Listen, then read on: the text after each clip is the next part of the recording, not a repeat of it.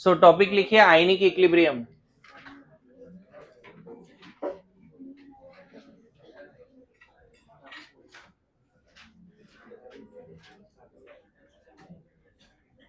तू थोड़ा उधर बैठ, उधर चल, उधर चल। सत्यम तो बाहर भेज दूंगा अभी मैं। ओके, आयनिक इक्विलिब्रियम अगर बात करें तो 2 क्वेश्चन का वेटेज है, 8 मार्क्स तो आ सकते हैं इससे, है ना। हो सकता है एक सिंपल क्वेश्चन आ जाए कि टाइप्स ऑफ सॉल्ट बता दीजिए, कैसा सॉल्ट है, एसिडिक है, बेसिक है, न्यूट्रल है ना। या फिर बफर से question last to last year आया था। केएसपी भी बड़ा इंपॉर्टेंट पार्ट है, सॉलिबिलिटी, प्रोडक्ट एंड सॉलिबिलिटी, है ना। इस तरह से क्वेश्चन आ सकते हैं। आयनिक इक्विलिब्रियम में सारे कंसेप्ट जो यूज होंगे केमिकल इक्विलिब्रियम का ही यूज होगा। बस फर्क ये है कि यहां पर आयंस भी इक्विलिब्रियम में इन्वॉल्व होंगे। जैसे अभी केमिकल इक्विलिब्रियम का जो भी सवाल किया, उधर कहीं भी आपने नहीं देखा होगा कि आयंस थे, है ना। आयंस नहीं थे कहीं भी, हर जगह पे क्या था, मॉलिक्यूल्स थे, N2H2 अमोनिया, ठीक है। तो equilibrium between undissociated and dissociated ions is called ionic equilibrium, simple. undissociated and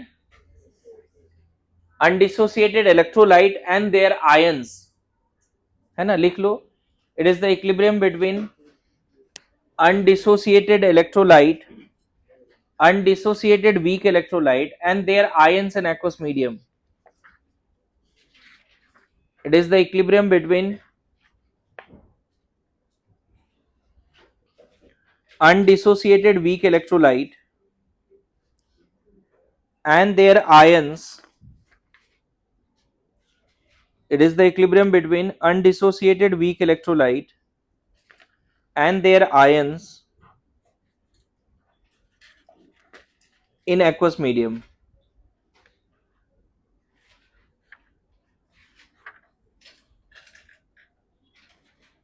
ठीक है। चैप्टर में जो सिलेबस है वो थोड़ा सा पहले बात कर लेते हैं। यहां पे हमें इलेक्ट्रोलाइट के बारे में पढ़ना है। Electrolyte, weak electrolyte, strong electrolyte. Non electrolyte का जो इक्विलिब्रियम है ना, वही केमिकल है, नॉन इलेक्ट्रोलाइट। तो अभी सब्सटेंस दो तरह के होते हैं, इलेक्ट्रोलाइट एंड नॉन इलेक्ट्रोलाइट। ऐसे सब्सटेंस, हमने इलेक्ट्रोकेमिस्ट्री में बात किया है इस पे बच्चे, इसीलिए ज्यादा डिटेल में बात नहीं करेंगे। ऐसे सब्सटेंस जो वाटर में जाने के बाद आयंस नहीं देते हैं, मोस्टली उसको क्या बोलते हैं, नॉन इलेक्ट्रोलाइट। या ऐसे सब्सटेंस जिसको फ्यूज कर दें तो भी इलेक्ट्रिसिटी कंडक्ट नहीं करेगा। एक्वस मीडियम में भी आयंस नहीं देंगे और फ्यूज स्टेट में भी आयंस नहीं देंगे, है ना। लिक्विड है, जैसे बेंजीन लिक्विड है, लेकिन वो कभी आयन नहीं देते, समझ में आ रहा है।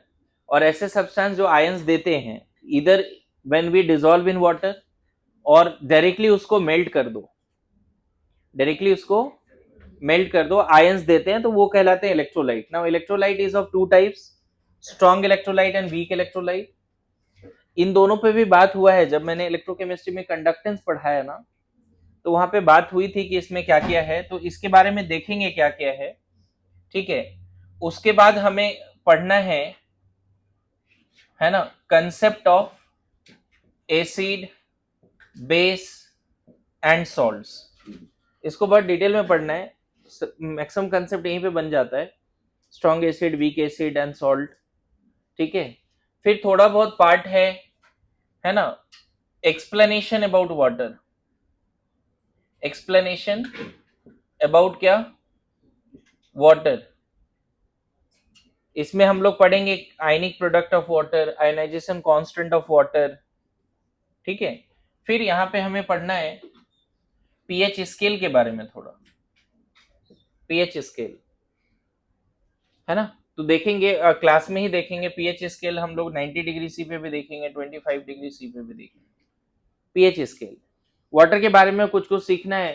Concept of acid base salt में भी आपको पता है कि 3 कंसेप्ट पढ़ने, Arrhenius concept, Bronsted Lowry concept and Lewis concept. तो यहाँ पे एसिड बेस सॉल्ट का बड़ा अच्छा कंसेप्ट बन जाएगा। एंड देन इसके बाद जो पढ़ना है बच्चे, वो मैं इधर बता देता हूं, है ना। इसके बाद पढ़ना है पीएच ऑफ एक्वस सॉल्यूशन। अब देखो इसमें क्या क्या आ जाता है मैं बता देता हूं।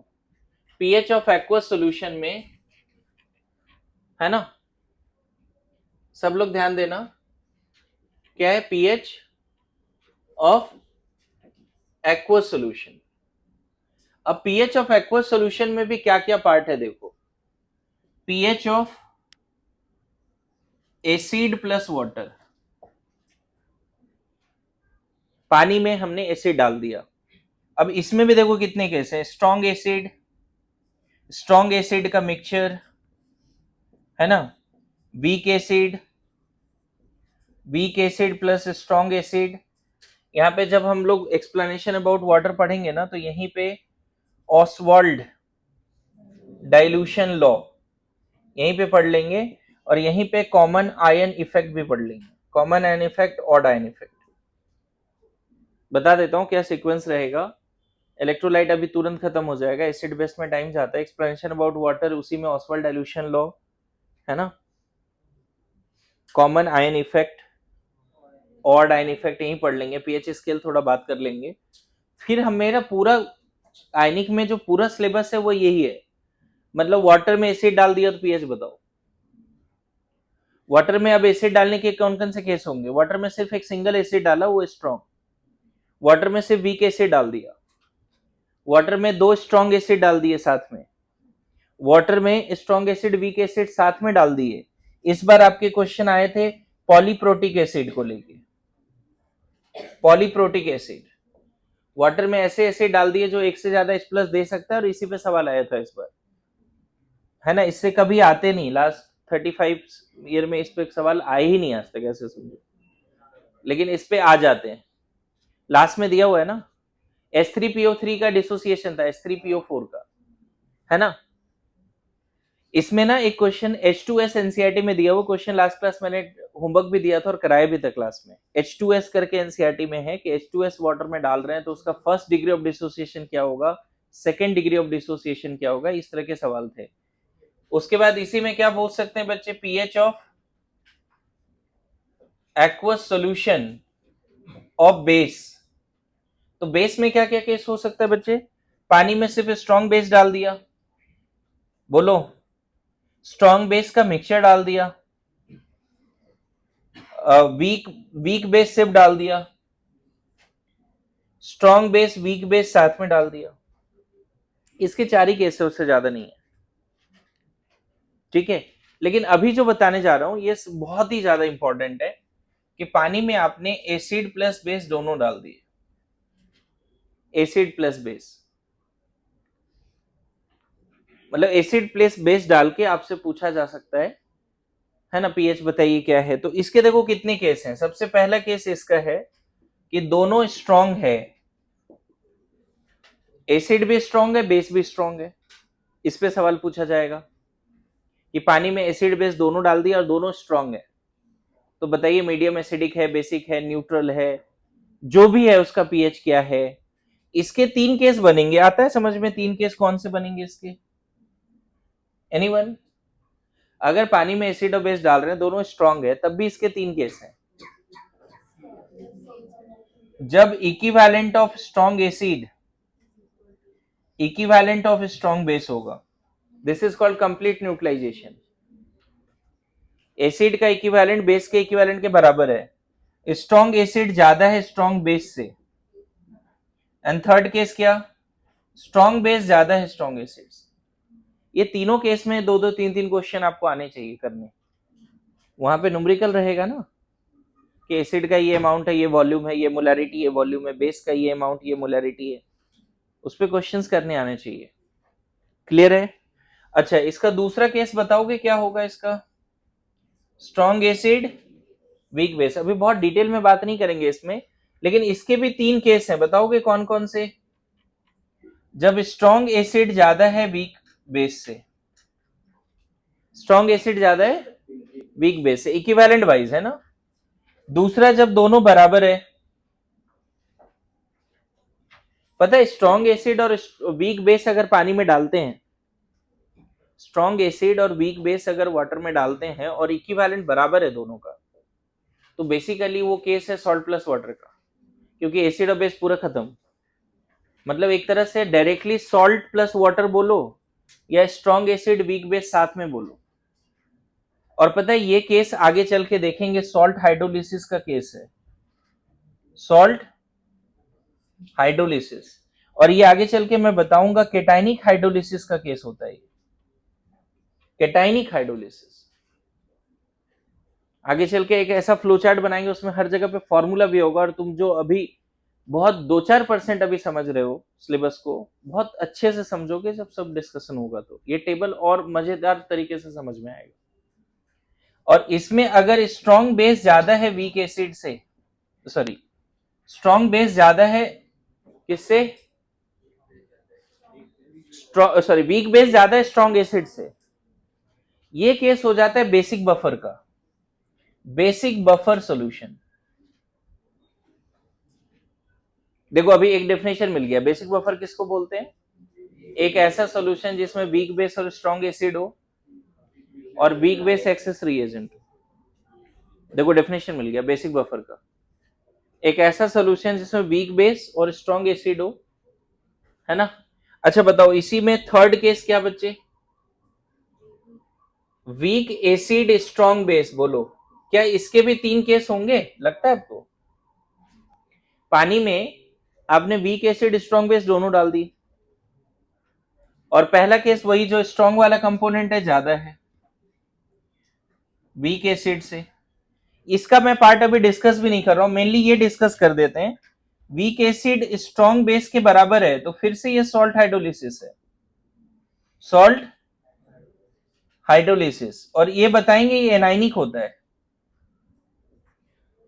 एक ऐसा सॉल्यूशन जिसमें weak acid strong base equivalent बराबर है। कोई बोले एनाइनिक हाइड्रोलिसिस का कौन सा केस है या सॉल्ट हाइड्रोलिसिस का कौन सा केस है, तो आपको बोलना पड़ेगा एक ऐसा सॉल्यूशन जिसमें वीक एसिड स्ट्रॉन्ग बेस दोनों बराबर अमाउंट में, इक्विवेलेंट दोनों बराबर है, तो ये एनाइनिक हाइड्रोलिसिस का केस है।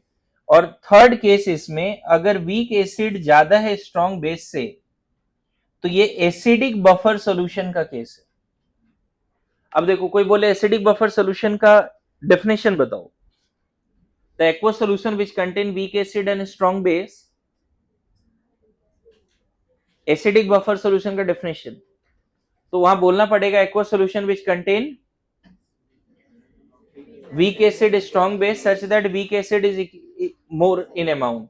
लास्ट केस है बच्चे वीक एसिड वीक बेस का, इसके डिटेलिंग बहुत ज्यादा नहीं पढ़ना है, एक बस पढ़ना है जब दोनों बराबर है, week acid and weak base जब बराबर है तो वो वाला केस फिर से हो जाता है सॉल्ट हाइड्रोलिसिस का, and that is केटाइनिक and anionic both, and that is also called mixed buffer. तो लास्ट वाला केस मैं अभी डिटेल में नहीं लिख रहा हूं, लेकिन ये टेबल लिखिए सब लोग। इसके अलावा एक और सेपरेट पार्ट क्या है, सॉलिबिलिटी एंड, ये टेबल में नहीं आया, लेकिन आयनिक का एक और पार्ट क्या है, सॉलिबिलिटी एंड सॉलिबिलिटी प्रोडक्ट, जो अलग से पता चला इन सब का इकट्ठी वेटेज एक जैसा है और सॉलिबिलिटी सॉलिबिलिटी प्रोडक्ट का वेटेज एक जैसा, इतना इंपॉर्टेंट है वो पार्ट, ठीक है। तो और क्या ऐड हो रहा है इसमें, और क्या ऐड हो रहा है इसमें,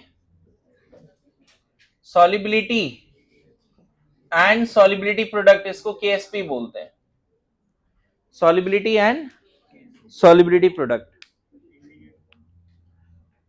रख सकते हैं, कोई दिक्कत नहीं, कर लेंगे कर लेंगे, दिक्कत नहीं है। टाइट्रेशन में आता है इंडिकेटर वाला पार्ट, है ना, फेनोल्फथालीन एज ए इंडिकेटर या methyl orange methyl red as a indicator, वो यहाँ पे टाइट्रेशन वाला पार्ट अगर थोड़ा बताते हैं तो वहां पे बता देंगे आपको, है ना। लिखिए जल्दी, हो गया हो गया, आप मुझे किसी का टेंशन ही नहीं है, जल्दी, हाँ जल्दी जल्दी लिखो।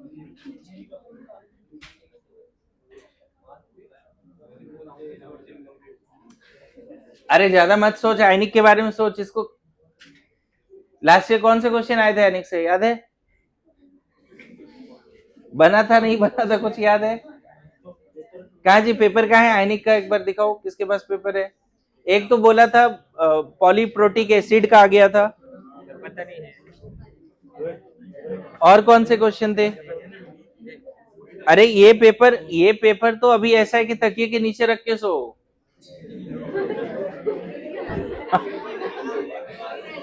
डेली सोने से पहले एक बार देख लेना। अच्छा,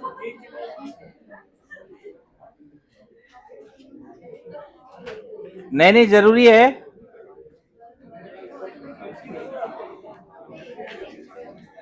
सुनो सुनो, टाइम दे रहा हूं। फॉस्फोरिक एसिड, फॉस्फोरिक एसिड का एक सवाल था, K1 K2 K3, उस पे एक सवाल था। मतलब यहां से आ गया था सवाल, कंसेप्ट ऑफ एसिड बेस से, और पॉलीप्रोटिक एसिड का ये वाला पार्ट से एक सवाल आ गया था। एक ही सवाल है क्या जी आयनिक से? हाँ, वो भी इतना अच्छा इंपॉर्टेंट पार्ट छोड़ के ये सब पूछ रहा है। अच्छा, एक जो बोला था अभी एलसीपी जो पढ़ाया, देखो वो आ गया एक सवाल। बोला केमिकल में वहीं से आ जाता है, 4-5 फैक्टर है, एक रिएक्शन है। कौन कौन सा फैक्टर बोल रहा है कि higher yield of NO. Reaction ये दिया हुआ है, ये कर लेते हैं, एलसीपी भी पढ़ाया है तो इसको बता देता हूं। N2 plus O2 gives twice of NO, और डेल एच जो है इसका दिया हुआ है प्लस 180। मैंने बोला था कुछ ही फॉर्मेशन रिएक्शन एंडोथर्मिक होता है और उसमें N2 वाला पार्ट है, याद करो। ऑल फॉर्मेशंस आर एक्सोथर्मिक, याद है, एक्सेप्ट 4, क्लास में लिखाया हुआ है। तो ये रिएक्शन होना चाहिए था एक्सोथर्मिक, लेकिन है क्या? अच्छा, तुम्हें देखो याद भी नहीं करना है, यहाँ पे दे दिया है कि डेल एच दिया हुआ है 180.7 समथिंग दिया हुआ है। अब बोल रहा है कि the higher yield of NO is favour by high temperature. पहला ऑप्शन है हाई टेम्परेचर, दूसरा है लो टेम्परेचर, नहीं हाई टेम्परेचर पे फॉरवर्ड जाएगा क्योंकि एंडोथर्मिक है। थर्ड ऑप्शन है higher concentration of N2, obviously N2 बढ़ाने से फॉरवर्ड जाएगा, and higher concentration of O2 भी है। तो इसमें ऑप्शन इस तरह से सेट किया है, BCD ACD ऐसे करके 4 ऑप्शन सेट किया है। तो ACD मुझे लग रहा है इसने सही बनाया है। हाँ, क्रॉस क्यों किया, ये तो सही लग रहा है मेरे को। उस समय टिक किया है फिर।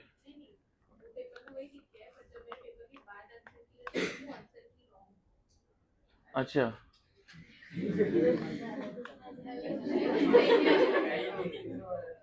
अरे ऐसे नाम नहीं लेना है,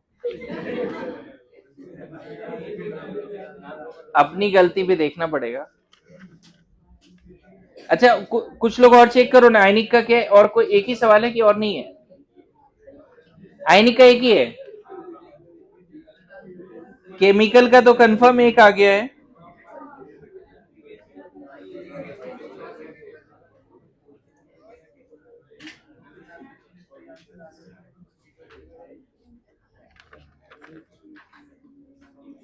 टाइम दे रहा हूं लिखने का, जल्दी इसको कंप्लीट कीजिए।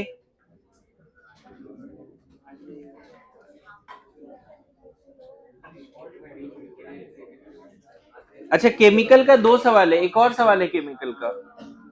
आयनिक का 1 दिया है, केमिकल का 2 दे दिया है। केमिकल में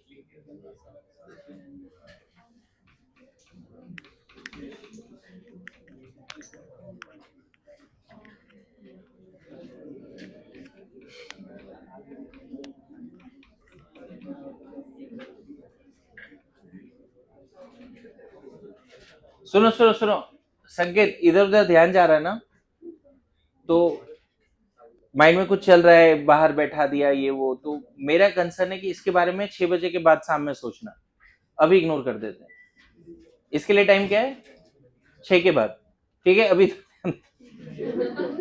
ओके, अरे इग्नोर करना पड़ेगा अभी, एंड तो ओवर थिंकिंग होता रहेगा और तो पढ़ नहीं पाएगा, फिर परेशान रहेगा। क्या बच्चे को देखता है कभी, बच्चे को मान लो कोई चीज पसंद है और उसको नहीं मिल पा रहा तो उसको दूसरी जगह ध्यान लगाना पड़ता है फिर।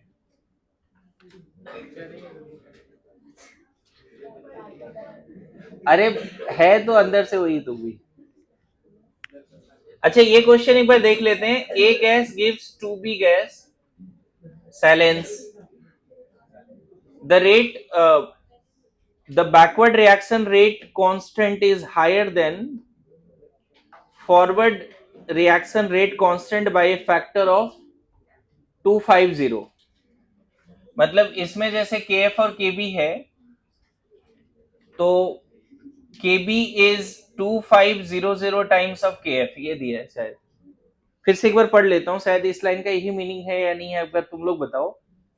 The backward reaction rate constant is higher than the forward reaction rate constant by the factor 2500 by the factor। तो हमें यहां फैक्टर से मल्टीप्लाई करनी पड़ेगी ना, प्लस नहीं है। के बी इक्वल टू के एफ प्लस, ऐसा नहीं है, मल्टीप्लाइड है, यही समझना था। अब यहां पे बोल रहा है और भी कौन से टेम्परेचर पे, एट 1000 केल्विन। क्वेश्चन ये आया वो अभी जस्ट लास्ट ईयर, इसी साल का है अभी तो। के पी बताना है, केपी केपी बताना है, केसी भी नहीं बताना है, केपी बताना है। केपी एट, और सारे गैसियस है ना, आर का वैल्यू भी दिया हुआ है। तो मुझे बताओ जब हम RB equal to R F equal to RB लिखते हैं, थोड़ा ध्यान देना, अच्छा क्वेश्चन है, मतलब दो स्टेप, एक स्टेप में तो नहीं बनेगा। इसको क्या लिख देते हैं, के एफ, यहां क्या लिखना पड़ेगा ए, और यहां क्या के बी, बी का स्क्वायर। कहने का मतलब है के एफ बाई के बी इक्विलिब्रियम कांस्टेंट तो देता है बट वो केसी देता है, केपी नहीं देता है, ये समझना होगा। क्योंकि हम मोलारिटी आ रहा है ना बार बार, डिफरेंशियल रेट लॉ या लॉ ऑफ मास एक्शन में मोलारिटी आता है। तो के एफ बाई के बी अगर मैं इसको इधर डिवाइड कर दूं तो ये शायद 1/2500 आ जाएगा, क्योंकि यहां से मिल रहा है वो। अब हमें इसके लिए फॉर्मूला लगाना, KP equal to K C R T to the power del N G, del N G इसका 1 है और केसी कितना है 1/2500। आर का वैल्यू देख, एक चीज और समझना, इस फॉर्मूला में आर का वैल्यू 1/12 लिया जाता है, 8.314 कभी नहीं लेना, क्योंकि यहां लीटर आता है ना, केसी में लीटर आता है, और आर का कौन सा यूनिट है जिसमें लीटर आता है, ऑब्वियसली 0.0821 लीटर एटीएम। तो यहां गलती कर दोगे फिर तुम तो गड़बड़ हो जाएगी, 1000 से मल्टीप्लाई कर दो। तो देखो क्यों 3-4 स्टेप के सवाल थे। पहले तो ये समझना था इक्विलिब्रियम कांस्टेंट का पहला डेफिनेशन क्या है, के एफ बाई के बी। अच्छा के एफ बाई के बी से केपी नहीं आता, केसी आता है, क्यों, वो कैसे? अच्छा ये मैंने बताया नहीं आपको क्लास में, सिर्फ बोला इक्विलिब्रियम कांस्टेंट के एफ बाई के बी होता है, पहला डेफिनेशन। अभी जब केमिकल हुआ था पहला डेफिनेशन में मैंने ये बोला कि के एफ बाई के बी जो है इक्विलिब्रियम कांस्टेंट होता है, बताया था। लेकिन मैंने ये नहीं बोला कि के एफ बाई के बी केसी है या केपी है, और मुझे भी नहीं आइडिया कि क्या है, लेकिन मैंने अभी रियल टाइम में डिस्कस किया, देखा कि अच्छा यहाँ तो मोलारिटी आता है भाई, तो ऑब्वियसली के बाई के बी केसी नहीं है, केपी नहीं है, केसी है। मैंने खुद डिसाइड किया, आप भी कर पाओगे। कभी भी आज तक मैंने नोट्स में नहीं लिखा है के एफ बाई के बी इक्विलिब्रियम कांस्टेंट केसी होता है, बस बोल दिया इक्विलिब्रियम कांस्टेंट होता है। Getting my point? अभी कैसे डिसाइड कर पाया मैंने, क्योंकि पता चल रहा है ना कि मोलारिटी का रेशियो है के बाई के बी, और जब भी हम रेट लिखते हैं तो क्या यहाँ प्रेशर लेते हैं क्या रेट में, रेट ऑफ फॉरवर्ड डायरेक्शन क्या प्रेशर के टर्म्स में लिखते हैं या मोलारिटी के टर्म्स में, मोलारिटी के टर्म्स में लिखते हैं। तो ये एक्चुअल में केसी है ना। देखो ऐसा ही हो गया, अगर 2 क्वेश्चन आ गया केमिकल इक्विलिब्रियम पे तो और अच्छा ही रहेगा, उसमें कम कैलकुलेशंस होंगे, है ना, लॉग वगैरह ज्यादा नहीं आएगा। हो गया यहां तक? अच्छा एक इक्वेशन यहाँ पे मुझे केमिकल इक्विलिब्रियम में और लिखाना था, मैंने उसको क्यों नहीं लिखा है बता दूं, क्योंकि मैंने वो थर्मोडायनेमिक्स में पढ़ा रखा है, याद है, delta G is equal to delta G not plus R T L N Q. तो वहां पे नॉन इक्विलिब्रियम पे डेल्टा जी 0 करते थे, तो delta G not plus 2.303 RT log K is equal to 0। Equation याद है? उस पर भी सवाल आ सकता है, ध्यान रखिएगा। लिखिए, आयनिक इक्विलिब्रियम का डेफिनेशन तो हमने लिख लिया, अभी हमें लिखना है क्या यहाँ पे? इलेक्ट्रोलाइट, पहला टॉपिक। तो इलेक्ट्रोलाइट का डेफिनेशन क्या है? पहले भी बताया था, अभी लिखाऊंगा नहीं, बस बोल देता हूं। कोई भी सब्सटेंस जो एक्वस मीडियम में जाने के बाद आयंस दे या मेल्ट करने के बाद आयंस दे, वो क्या कहलाता है? ठीक है, देखो फिर से सुधरने का मौका मिल रहा है। आयनिक का पहला लेक्चर चल रहा है, नोट्स अच्छे से बनाओ, ठीक है। पता चला इस बार इससे 2 सवाल आ रहे हैं, केमिकल से एक ही आ रहा है, ऐसा भी हो सकता है।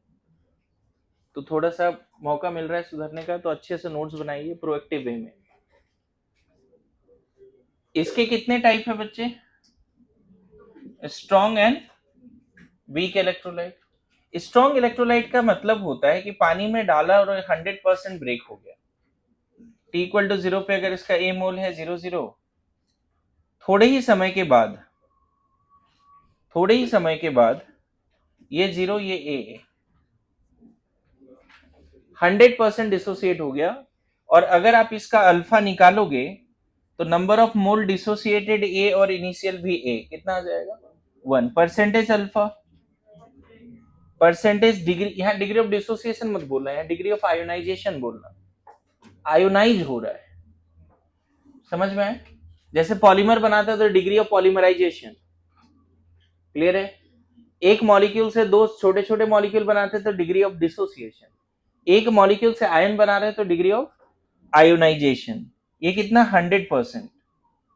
वीक इलेक्ट्रोलाइट के केस में ऐसा नहीं है बच्चे। वीक इलेक्ट्रोलाइट जब आप पानी में डालते हो, है ना, तो T इक्वल टू 0 पे अगर ये A है 0,0, तो at equilibrium A minus x लिखना पड़ेगा और इसको x लिखना पड़ेगा।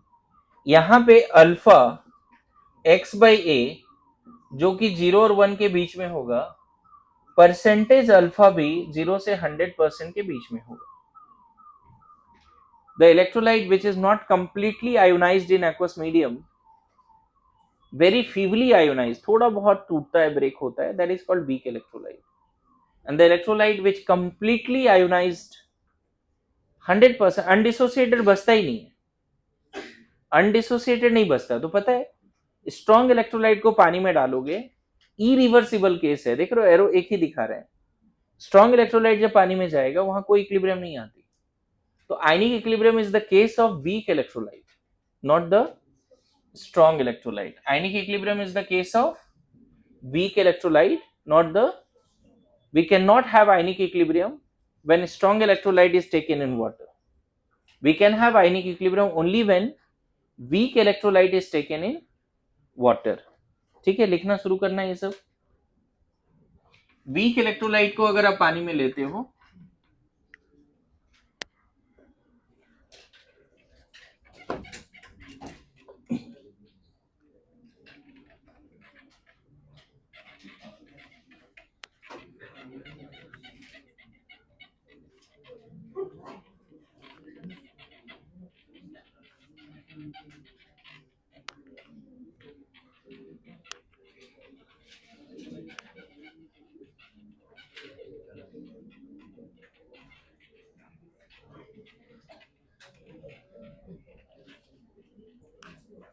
लिखिए जल्दी लिखिए।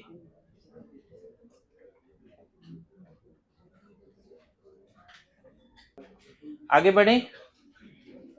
Week electrolyte when added in water after some time क्या हो जाएगा? अनडिसोसिएटेड भी बचेंगे, A माइनस एक्स, है ना। जैसे इसका एक छोटा सा एग्जाम्पल, मान लो यहाँ पे वाटर है और इसमें HCl डाल दिया, मान लो 5 मोल। HCl जैसे ही पानी में जाएगा, within no time HCl के फॉर्म में रहेगा ही नहीं। HCl तुरंत वेपर फेज में, मान लो HCl कोवेलेंट भी है वेपर फेज में, H और Cl के बीच का बॉन्ड कोवेलेंट भी है, पोलर है लेकिन ठीक है वहां कोवेलेंट बॉन्ड है। लेकिन पानी में H और Cl के बीच में कोई बॉन्ड ही नहीं है, फ्रीली आयन घूम रहा है, यहाँ पे एनिक इक्विलिब्रियम नहीं आया। अच्छा यहीं पे अगर वीक इलेक्ट्रोलाइट अगर मान लो HCN डाल देते पानी में, सपोज इसका 5 मोल डाल दिया HCN, तो यहाँ पे H प्लस और Cn माइनस, ये 5 है ये 0 0। वीक इलेक्ट्रोलाइट का खासियत ये होता है कि ऑलमोस्ट अनडिसोसिएटेड ही रहेगा, ऑलमोस्ट अनडिसोसिएटेड रहेगा, है ना। और ये तुम्हारा 0.1 ऐसा। यहाँ पे देखो थोड़ा कलर के हिसाब से समझाता हूँ, शायद ज्यादा समझोगे, है ना। कलर के हिसाब से जैसे मान लेते हैं HCl जो है, HCl रेड डॉट है, ऐसा मान लेते हैं H plus and Cl minus, इसको भी डॉट के फॉर्म में दिखा रहा हूं, मान लो ये तुम्हारा, मान लेते हैं इस तरह का डॉट दिखा रहा हूं। HCl एक पार्टिकल है, मान लो दोनों साथ में एक पार्टिकल है, रेड डॉट है ना। H प्लस जो है ब्लू डॉट है और Cl माइनस ग्रीन डॉट है। आप समझिएगा मैं क्या बोल रहा हूं। तो होगा क्या, जब t इक्वल टू 0 पे पानी में तुमने HCl डाला वाटर में, तो यहां पे हो सकता है सिर्फ रेड डॉट हो, वाटर है और सिर्फ रेड डॉट है ऐसा।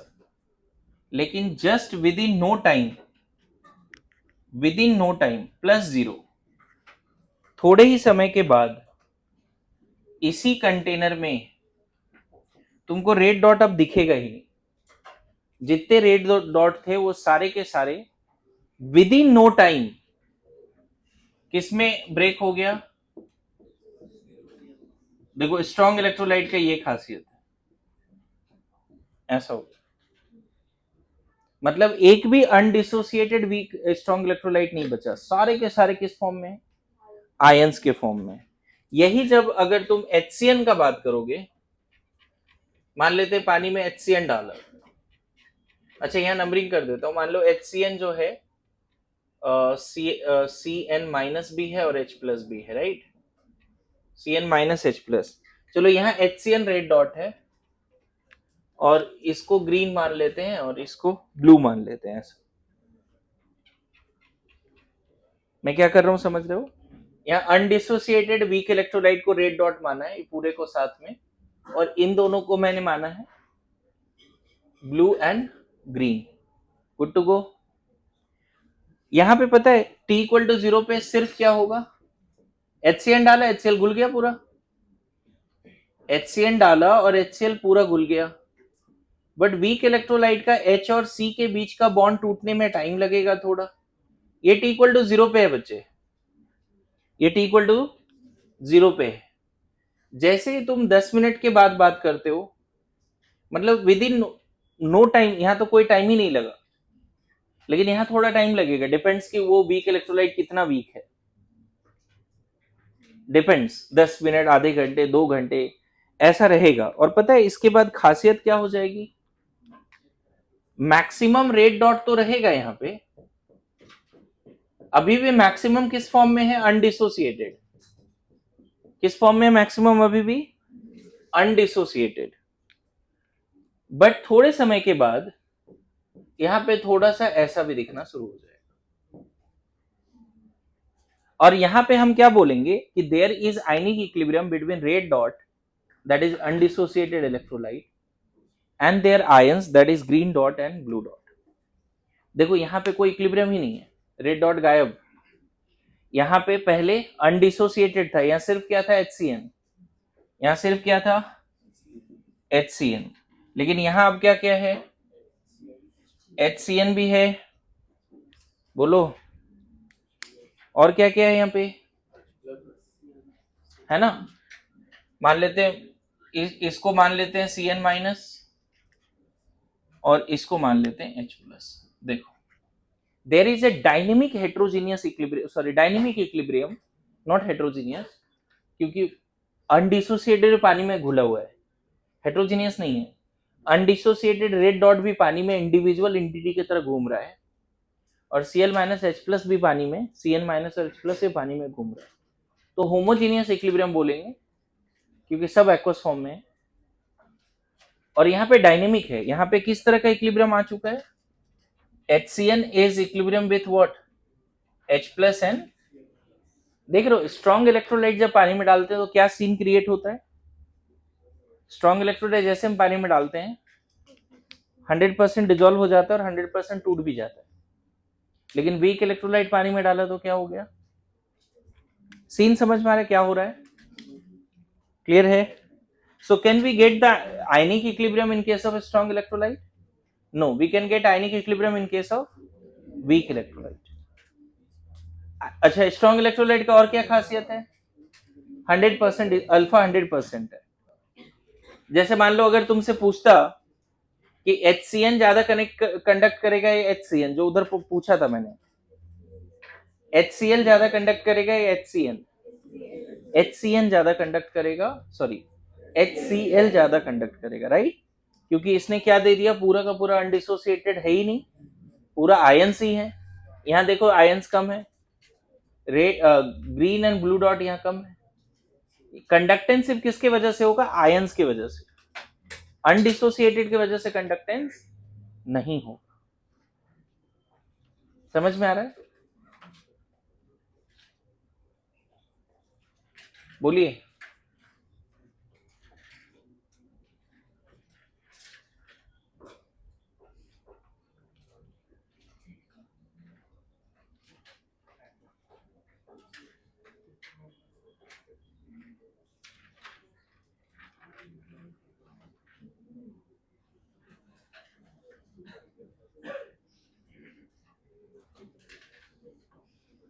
ठीक है,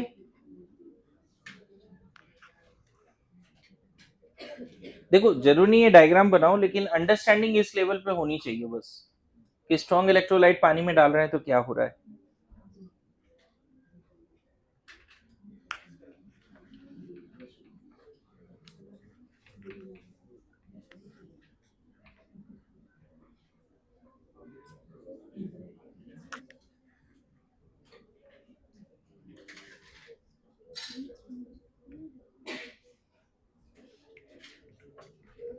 लिखिए, all type of salts are strong electrolyte. जल्दी जल्दी करो। All types of salts are strong electrolyte.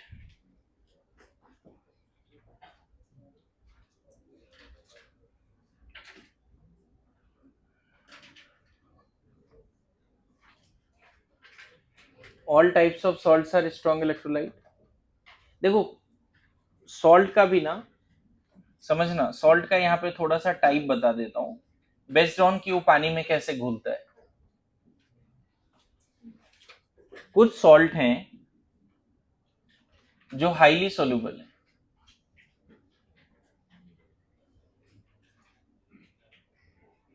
Strong electrolyte का मतलब ये नहीं है कि हाईली सोल्यूबल होना चाहिए। मेरे बात समझ, स्ट्रॉन्ग इलेक्ट्रोलाइट का मतलब ये होता है कि जो अमाउंट डिसॉल्व हुआ वो 100% डिसोसिएट हो गया। मेरी बात समझना क्या बोला मैंने यहाँ पे? कुछ लोग इसमें कंफ्यूज रहते हैं कि स्ट्रॉन्ग इलेक्ट्रोलाइट है तो हाईली सोल्यूबल होगा। मैं बोल रहा हूं all types of salts are strong electrolyte. जैसे एक चीज समझना, एक सिंपल एक्सपेरिमेंट करता हूं, इधर सब लोग, इधर लिखूंगा नहीं, ऐसे बताता हूं। मान लो 1 लीटर पानी में 10 ग्राम NaCl डाल दिए, 1 लीटर पानी में 10 ग्राम NaCl डाल दिए। पता है ये सीन होगा, पहले NaCl अनडिसोसिएटेड होगा और विद इन नो टाइम वहां पे NaCl अनडिसोसिएटेड बचेगा ही नहीं, पूरे के पूरे 10 ग्राम क्या हो जाएंगे? 100% डिसोसिएट हो जाएंगे। तो 100% डिसोसिएट हो गया तो NaCl कैसा इलेक्ट्रोलाइट है? स्ट्रॉन्ग इलेक्ट्रोलाइट है। बोलो यहां तक समझ में आ रहा है? फिर से रिपीट कर रहा हूं, NaCl स्ट्रॉन्ग भी है और हाईली सोल्यूबल भी है। कैसे? क्योंकि 10 ग्राम जब हमने NaCl डाला पूरा का पूरा घुल गया और डिसॉल्व भी हो गया एंड पूरा का पूरा डिसोसिएट भी हो गया। केसेस देखना क्या है, अगर यहाँ पे 1 लीटर वाटर है और तुमने NaCl 10 ग्राम डाल दिया, NaCl सॉलिड, NaCl का पाउडर डाल दिया, क्या मैं बोल रहा हूं पूरा का पूरा किस फॉर्म में चला जाएगा, वो किस फॉर्म में, ग्रीन एंड ब्लू डॉट्स में। विद इन नो टाइम पूरे के पूरे 10 ग्राम किस में चले जाएंगे, ग्रीन और, अरे यस नो, पूरा का पूरा 10 ग्राम चला गया। बोलो समझ में आ रहा है सब लोग। यहीं पर एक और सॉल्ट है AgCl। मान लो 1 लीटर पानी है, इसमें 10 ग्राम AgCl डाल दिया। AgCl भी पाउडर के फॉर्म में, ध्यान देना बड़ा इंपॉर्टेंट बता रहा हूं। पता है 10 ग्राम में यहां कैसा सीन क्रिएट होगा पता है, 10 ग्राम में हो सकता है 9 ग्राम प्रेसिपिटेट के फॉर्म में घूम रहा होगा। 9 ग्राम किस फॉर्म में घूम रहा होगा, प्रेसिपिटेट के फॉर्म में घूम रहा होगा, मतलब बड़े बड़े क्लॉट्स के फॉर्म में घूम रहा होगा। ये क्लस्टर ऑफ AgCl है, क्या है, AgCl सॉलिड का क्लस्टर है। समझ में आ रहा है,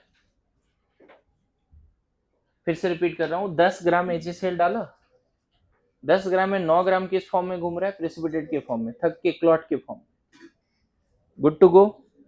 हार्डली जो 1 ग्राम घुला है, 1 ग्राम जो घुला है वो 100% डिसोसिएट हो गया है। 1 ग्राम जो घुला है वो 100%। तो मैं ये बोल रहा हूं बच्चे कि ये भी स्ट्रांग है। क्यों, AgCl क्यों स्ट्रांग इलेक्ट्रोलाइट है, हाईली सोल्यूबल नहीं है लेकिन स्ट्रांग जरूर है। मेरे बात समझना, NaCl हाईली सोल्यूबल भी था, स्ट्रांग भी था, लेकिन AgCl कैसा है, पार्शियली या स्पेरिंगली सोल्यूबल है।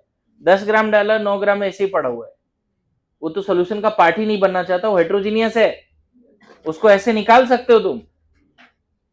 अरे समझ में आ रहा है, फिल्टर करके निकाल सकते हो। जो 1 ग्राम घुला है वो 100% डिसोसिएट हो गया। तो क्या AgCl वीक इलेक्ट्रोलाइट है,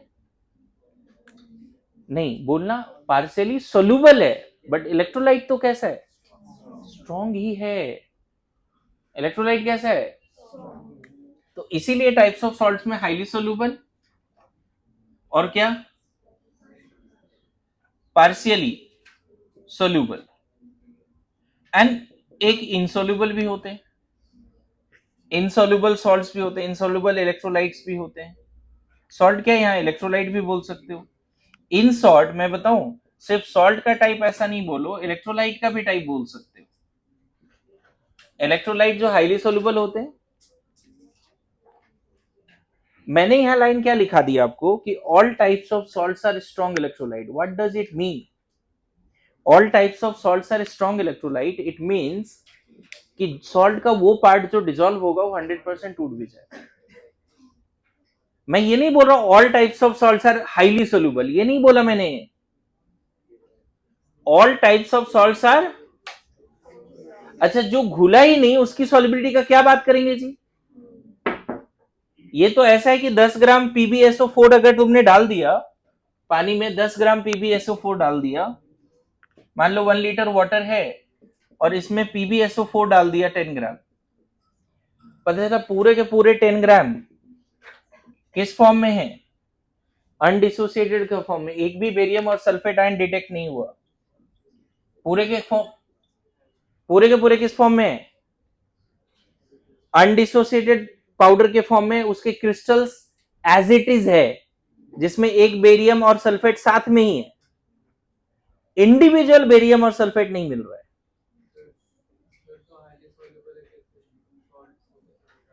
कहां हाईली सोल्यूबल है, मैं तो बोल रहा हूं इनसोल्यूबल है। देखो वही समझा रहा हूं, स्ट्रॉन्ग और वीक यहां पे विथ रिस्पेक्ट टू आयोनाइजेशन है, इसीलिए उसको बोलते हैं इनसोल्यूबल, वीक नहीं बोलते, वही समझा रहा हूं। उस केस में देखो, जब भी आप स्ट्रॉन्ग इलेक्ट्रोलाइट वीक इलेक्ट्रोलाइट का बात करते हो तो वो उसका घुलना मस्ट है, घुल ही नहीं रहा तो कैटेगरी अलग है, वो स्ट्रॉन्ग वीक का कैटेगरी ही नहीं है। तुम बोल सकते हो ठीक है ये वीक इलेक्ट्रोलाइट है, बोल सकते हो, लेकिन इसको उस सेंस में लिया ही नहीं जाएगा। अच्छा ऐसा थोड़ी कि नहीं घुलेगा, बहुत टेम्परेचर हाई कर दो और फिर जो अमाउंट घुलेगा वो पूरा टूट जाएगा, तो हम कैसे बोले कि वीक है? मेरे बात समझ रहा है ना? तो all types of strong electrolyte, जो पार्ट डिसॉल्व हुआ वो 100% ब्रेक हो। 10 ग्राम एजीसीएल में 1 ग्राम डिसॉल्व हुआ और वो पूरा एजीसीएल के फॉर्म में नहीं है, एजी प्लस और सीएल माइनस के फॉर्म में। और पता है अच्छी मजेदार बात, इस तरह के केस में ही हम लोग केएसपी और सॉलिबिलिटी पढ़ते हैं। सॉलिबिलिटी जो डिस्कस होगा क्लास में वो किस तरह के सॉल्ट या इलेक्ट्रोलाइट के लिए डिस्कस होगा, जो पार्शियली सोल्यूबल है। solubility and solubility product is defined for the electrolyte which are partially soluble. Highly soluble के लिए नहीं बोलते, इसके लिए भी नहीं बोलते, इनसोलुबल के लिए। मेरी बात समझ? पहला लाइन क्या लिखा है जी? All types of salts are strong electrolyte. किस रिस्पेक्ट में बोल रहे हैं स्ट्रॉन्ग? जो डिसॉल्व हुआ वो 100% डिसोसिएट हो गया, ध्यान रखेंगे। तो फिर पार्शियली सॉल्युबल में इक्विलिब्रियम कैसे होगा? जो भी डिसॉल्व होगा वो तो 100% हो जाएगा। वो इक्विलिब्रियम हेटेरोजीनियस होता है, वही तो समझना है। जो अनडिसोसिएटेड पैचेज या क्लॉट दिख रहे हैं उसमें एजी प्लस और सीएल माइनस जाके स्टिक होता है और वहां से निकलता भी, तो वो हेटेरोजीनियस इक्विलिब्रियम है। ये जो ब्लू और ग्रीन डॉट दिख रहा है ना, ये दोनों जाके यहाँ स्टिक हो जाएगा और उसी समय यहां से एक एजीसीएल बाहर भी आ जाएगा in the form of ions. समझ में आ रहा है? तो हमेशा इन सब जगह पे होमोजीनियस था। यहाँ पे जो HCN है, यहाँ पे मैंने होमोजीनियस बोला है। क्यों? क्योंकि यहाँ जो रेड डॉट है वो भी सिर्फ एक मॉलिक्यूल की वजह से, और जो ग्रीन और ब्लू डॉट है वो एक एक आयन की वजह से। यहां कैसा है? एजीसीएल के केस में जो रेड डॉट है वो एक मॉलिक्यूल की वजह से नहीं, क्लस्टर ऑफ मॉलिक्यूल की वजह से। लेकिन जो ग्रीन और ब्लू डॉट है वो होमोजेनियस सॉल्यूशन का पार्ट है, वो एक एक आयन की वजह से। क्लियर है? लिखो, all strong acids are also strong electrolyte. Next point, ये इतना लिखने के बाद लिखना, all strong acids are strong electrolyte. मैं लिखा दूंगा फिर से, पहले इसको लिखो। पता है पहला 3-4 लेक्चर मुझे बहुत एफर्ट देना पड़ता है लोगों को समझाने के लिए, और यहीं पे आयनिक का बेस बनता है। ठीक है, जो कभी नहीं पढ़ा आयनिक उनको अभी हर लाइन पे मुझसे क्रॉस क्वेश्चन कर लो अगर नहीं आ रहा है समझ में। तो आयनिक में समझा पाऊंगा, है ना? कुछ लोग लिखते अच्छे हैं लेकिन रिवीजन नहीं करते। हाँ,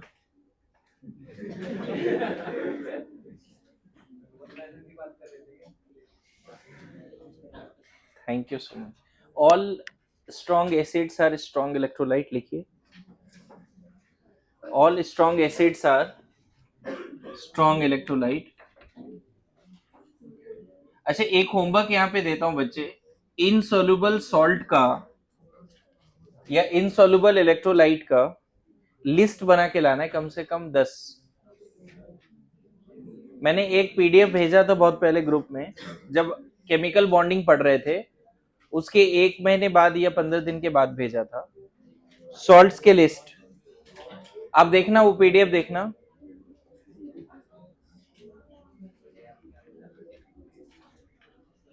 देखो संकेत, तेरा नाराज होना वाजिब है ना? लेकिन ऐसे बोला जाता है ना कि तेरा नाराज होना बनता है, क्योंकि मैं भी आजकल कुछ ज्यादा ही तंग हूं तुमसे। होमवर्क नहीं कर रहा ना तू, फिर नाराजगी भी दिखा रहा है। ये तो मतलब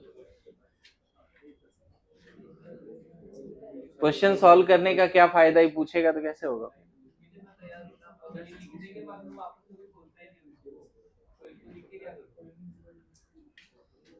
discussion, I will come back to it after get back after 6. Okay, इधर इधर इधर। चलो स्ट्रॉन्ग एसिड का लिस्ट बनाओ। कितने लोगों को नाम पता है स्ट्रॉन्ग एसिड का? HBr,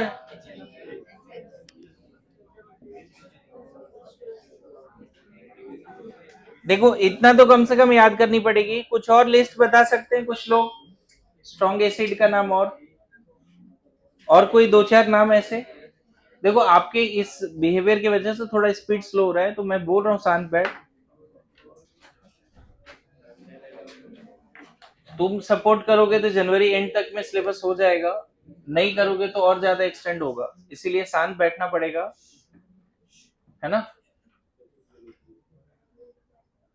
फिर बाद में मुझे मत ब्लेम करना कि डिले हो गया एंड ये सब। लास्ट ईयर याद है 26 24 या 25 को कंप्लीट हुआ था केमिस्ट्री, है ना? फेब में, फेब में हुआ था। तो अभी प्लान चल रहा है जनवरी एंड में खत्म करने का, तो इसीलिए थोड़ा सा आपको सपोर्ट करना पड़ेगा, और नहीं कर रहे हो तो फिर बाद में ब्लेम मत करना। इधर HClO3 स्ट्रॉन्ग में आएगा या नहीं आएगा बताओ?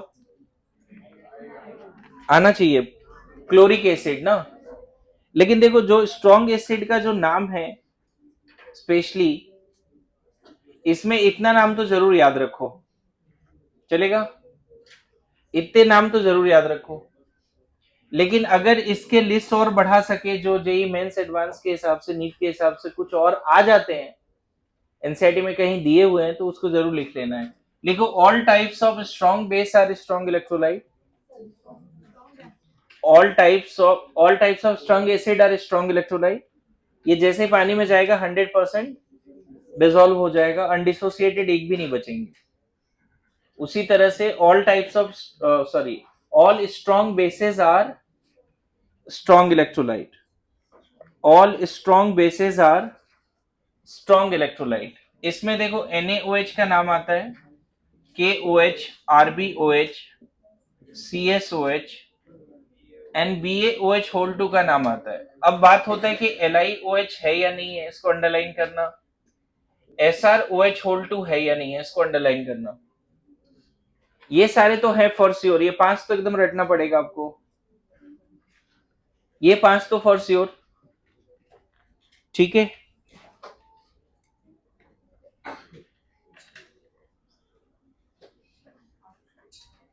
देखो मॉड्यूल में भी आपका LiOH वगैरह नहीं लिखा है, मतलब जो थोड़ा भी डाउटफुल है उसको लिखा ही नहीं, है ना? तो बेटर है कि कम से कम जो डाउटफुल है ही नहीं उसको तो याद करें। ये सब क्या है स्ट्रॉन्ग, ये सब भी पानी में जाएंगे तो क्या होगा, 100% डिसोसिएट हो जाएगा। नाउ लिखो all types of weak acid, weak base, organic acids are weak electrolyte. All types of weak acid, weak base, organic acid, organic bases are weak electrolyte. All types of weak acid, weak base, organic acid, organic base are weak electrolyte. मुझे ना weak acid का नाम और weak base का कुछ नाम बता सकते हो क्या? वीक एसिड में HF आता है, HNO2, H2CO3, H2S, HCN, हाँ सारे सारे कार्बोक्सिलिक एसिड बोल सकते हो, मतलब एक्सेप्शनल अलग है, नॉर्मल कार्बोक्सिलिक एसिड जो मेंबर वाइज बनते हैं, है ना? ऑक्सिलिक एसिड भी वीक है, प्लीज बातें नहीं। इसके लिस्ट थोड़ा लंबा होगा लेकिन बनाना पड़ेगा इसके लिस्ट को, है ना? H3PO4, H3PO3, H3PO2,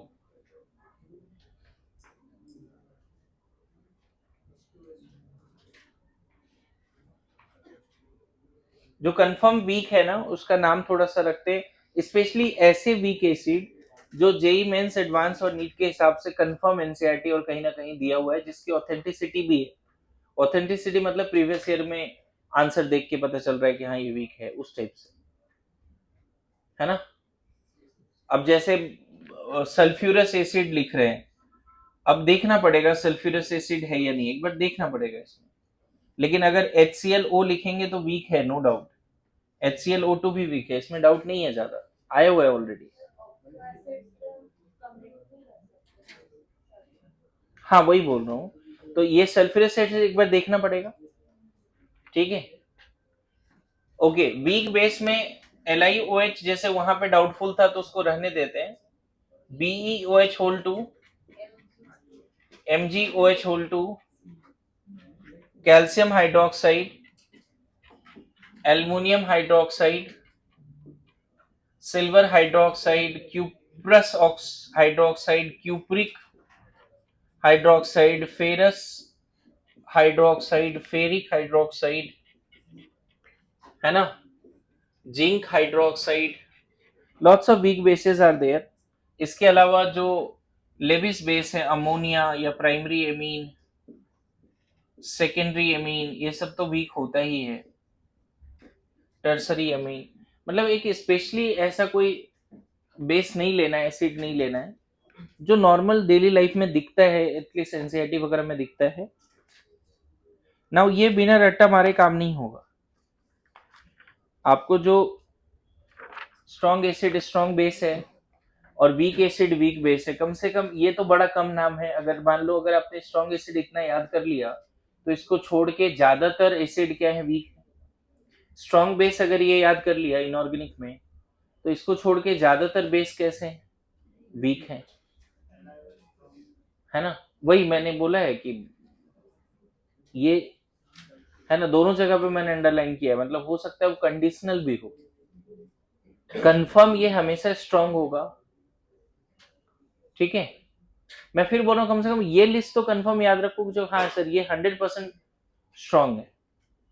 अच्छा, ये सब पानी में डालोगे तो क्या 100% डिसोसिएट होगा? नहीं, ये सब तुरंत क्या लाएगा, आयनिक इक्विलिब्रियम। बोलो यहां तक समझ रहे हो सब लोग, ठीक है।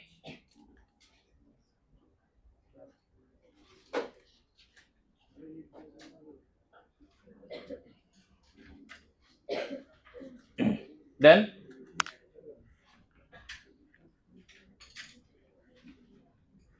लिखिए, एसिड्स के बारे में थोड़ा लिखिए। अभी देखो मैं बेसिकली इलेक्ट्रोलाइट के बारे में लिखाया, अब तुम हेडिंग दे सकते हो concept of acid and base. This is all about electrolyte, है ना। Concept of acid and base, तो एसिड्स आर, है ना, 3 कंसेप्ट है। अगर H प्लस डोनेट कर रहा है, H plus donate in water, तो आर्हेनियस एसिड है।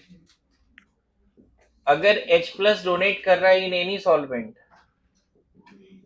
इन any solvent, Brønsted Lowry acid. Please direct concept लिखो, बहुत डिटेल में इंडिविजुअल हेडिंग देके नहीं लिखाना है, डायरेक्ट ये लाइन रखना है। और अगर लोन पेयर एक्सेप्टर है, कोई भी ऐसा सब्सटेंस लोन पेयर एक्सेप्ट कर रहा है, तो लेविस एसिड है। 3 कंसेप्ट है एसिड का। एसिड मेन जो केमिकल कंसेप्ट है वो बता रहा हूं। बहुत पहले एसिड बेस को क्लासिफाई करने का और भी तरीका था, लिटमस पेपर के हिसाब से डिसाइड करते थे, ध्यान में है क्या, है ना। अभी फिलहाल एसिड्स आर द सब्सटेंस जो H प्लस अगर वाटर में देता है तो आर्हेनियस एसिड है, किसी भी सॉल्वेंट में दे दे तो ब्रॉन्स्टेड लॉरी एसिड, एंड अगर लोन पेयर एक्सेप्ट करे तो Lewis acid. Acid are the substances, ठीक है। जैसे पता है HCl in benzene is not acid according to क्या, आर्हेनियस कंसेप्ट। अकॉर्डिंग टू, अगर HCl का बात करें in benzene is not acid according to Arrhenius concept, तुम फुल फॉर्म लिख लेना। अगर HCl H प्लस दे भी रहा है ना तो भी एसिड नहीं है, ऐसा आर्नियस ने बोला था। HCl H प्लस अगर देता है, पानी में ही दे रहा है, तभी वो एसिड है ना। HCl is acid in water only, in other solvent it is not acid, but Bronsted Lowry ने ऐसा नहीं बोला। कोई भी सॉल्वेंट हो, अगर H प्लस डोनर है ना, H प्लस अगर डोनर है, समझ गए, H प्लस डोनर क्या बोल देंगे उसको, एनी सॉल्वेंट,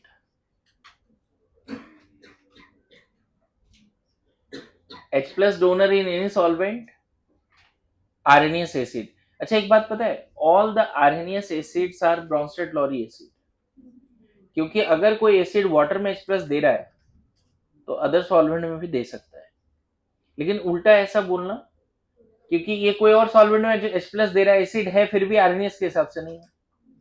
तो ये लाइन वैलिड है, all Arrhenius acids are Bronsted Lowry acid but vice versa is not true. ये लाइन लिख लेना, कभी पूछा जाता है। All Arrhenius acids are Bronsted Lowry acid, all Arrhenius acids are Bronsted Lowry acid, but vice versa is not true। कभी पूछा जाए आर्हेनियस का लिमिटेशन क्या है, तो आर्हेनियस ने बोला कि H प्लस कोई एसिड तभी है जब वो वाटर में है, कोई सब्सटेंस एसिड तभी है जब वो वाटर में H प्लस दे सकता है। किसका ज्यादा ब्रॉडर कंसेप्ट है, ब्रॉन्स्टेड लॉरी का, है ना। So now what is base according to all the concepts, base क्या है सारे कंसेप्ट के हिसाब से। फिर ब्रॉन्स्टेड लॉरी कंसेप्ट को और डिटेल में पढ़ना है, कॉन्जुगेट एसिड बेस पेयर, उस पे आता है कभी कभी सवाल। पहला OH minus donor in water, ये आर्हेनियस कंसेप्ट है, आर्हेनियस कंसेप्ट।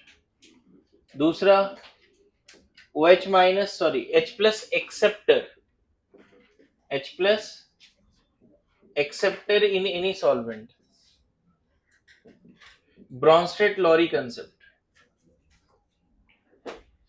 कोई भी ऐसा सब्सटेंस जो H प्लस ले रहा है, any substance taking H plus, है ना, कोई भी सब्सटेंस जो H प्लस ले रहा है इज बेस। और third lone pair donor, lone pair donor Lewis base, lone pair donor, all the substance which can donate their lone pair are Lewis base, all the substance which can accept their, देखो Levi's ने ना concept acid base का और ज्यादा broader कर दिया। बहुत पहले 200 साल तक एसिड बेस लगभग H प्लस OH माइनस के हिसाब से जाना जाता था, टेस्ट के हिसाब से जाना जाता था, लेकिन लेविस ने, आर्हेनियस ने भी कंसेप्ट्स को बहुत ज्यादा रीडिफाइन किया, ब्रॉडर कंसेप्ट। नाउ ज्यादा डिटेल में हमें डिस्कस करना है Bronsted Lowry concept, Bronsted Lowry concept. देखो इस कंसेप्ट के हिसाब से हमें तो पता चल गया एसिड कौन है, H plus donor, solvent mention करने का भी जरूरत नहीं। बेस कौन है, H प्लस एक्सेप्टर, यही तो है कंसेप्ट। कोई भी सब्सटेंस जो H प्लस दे रहा है एसिड है, और जो H प्लस लेने का काम कर रहा है, H प्लस मतलब प्रोटॉन एक्सेप्टर, बेस है ना। नाउ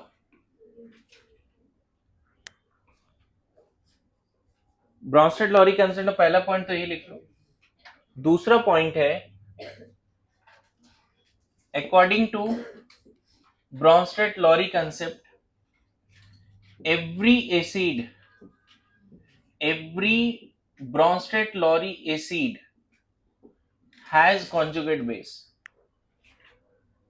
बड़ा इंपॉर्टेंट पॉइंट है. ब्रॉन्स्टेड लॉरी कंसेप्ट के हिसाब से अगर ब्रॉन्स्टेड लॉरी एसिड है तो उसका कॉन्जुगेट बेस होगा.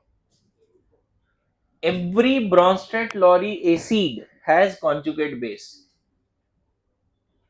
And every Bronsted Lowry base has conjugate acid. ये पता भी है आप लोगों को, ठीक है. अगर ब्रॉन्स्टेड लॉरी एसिड है तो उससे H प्लस माइनस कर दो, कॉन्जुगेट बेस बन जाएगा. Example HCl. क्या HCl ब्रॉन्स्टेड लॉरी एसिड हो सकता है? बिल्कुल. H प्लस डोनेट कर सकता है तो ब्रॉन्स्टेड लॉरी एसिड है. HCl क्या ब्रॉन्स्टेड लॉरी एसिड हो सकता है? बिल्कुल, क्योंकि H प्लस दे सकता है.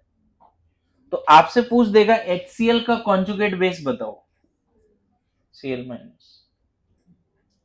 ध्यान रखना, आपसे H3PO4 का कॉन्जुगेट बेस पूछेगा. सिर्फ एक ही H प्लस हटाना है, दो नहीं.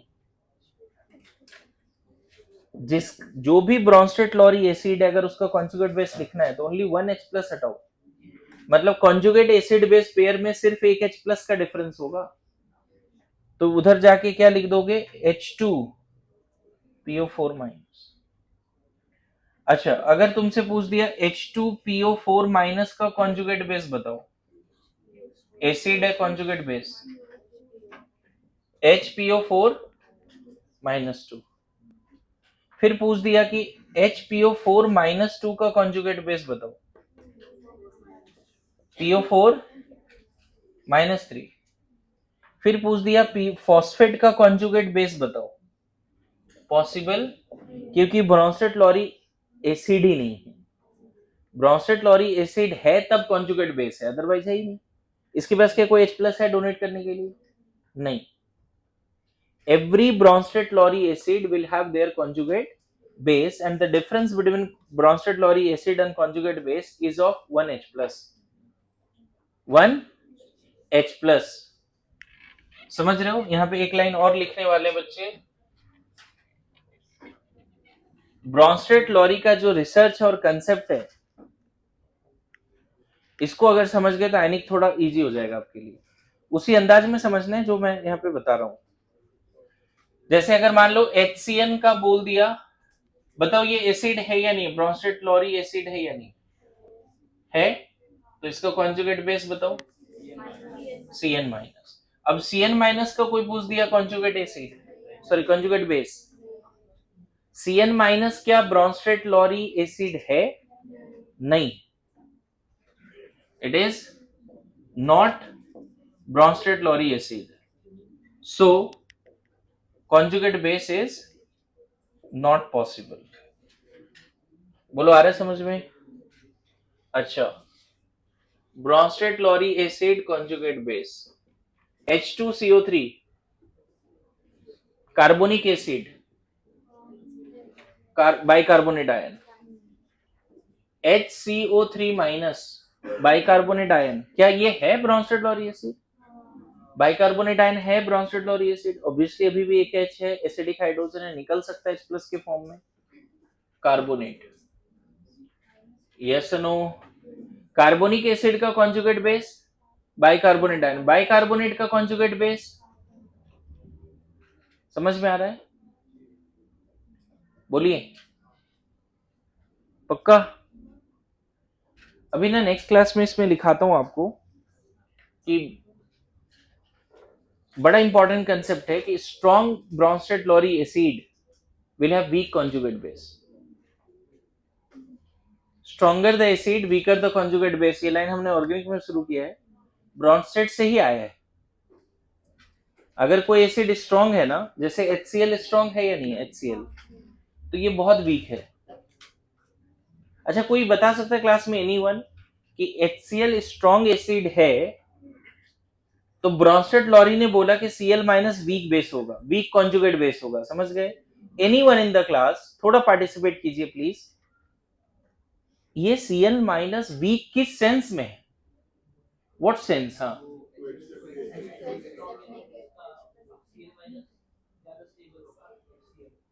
नहीं नहीं, वो लाइन तो मैं भी बोल रहा हूँ। अगर ये स्ट्रॉन्ग एसिड है तो उसका कॉन्जुगेट बेस वीक है, ये लाइन ब्रॉन्स्टेड लॉरी ने बोल दिया। लेकिन ये वीक बेस है, वीक कॉन्जुगेट बेस है, इसका सेंस क्या है?